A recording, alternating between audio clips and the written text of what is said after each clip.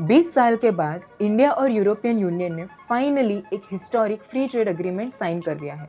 इस डील को mother of all deals कहा जा रहा है क्योंकि ये दुनिया की लगभग 25% जीडीपी को इम्पैक्ट करेगी।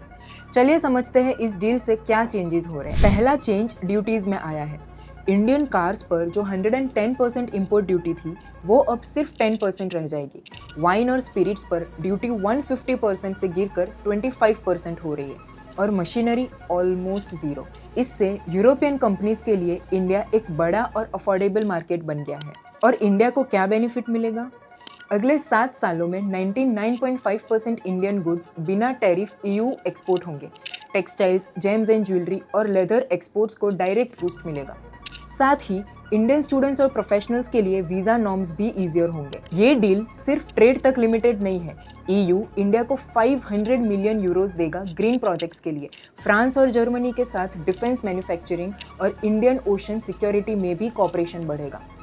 इंपॉर्टेंट बात, सेंसिटिव एग्रीकल्चर आइटम्स जैसे बीफ और राइस को डील से बाहर रखा गया है। पर ये सब अभी क्यों? ग्लोबल टेंशन्स बढ़ रही है और सप्लाई चेन्स शिफ्ट हो रही है। पेंडेमिक के बाद इंडिया ने लगातार ट्रेड डील्स साइन की है। यूके, ओमान, न्यूजीलैंड के बाद ये मई 2025 से 4th मेजर डील है। इंडिया अब सिर्फ प्रोटेक्शनिस्ट इकोनॉमी नहीं बल्कि एक ग्लोबल ट्रेड लीडर बन रहा है। बॉटम लाइन इज, एक्सपोर्ट्स बढ़ेंगे, जॉब्स क्रिएट होंगी और इंडिया का ग्लोबल रोल और स्ट्रांग होगा। तो क्या लगता है, इंडियन एक्सपोर्ट्स मैसिवली ग्रो होगा?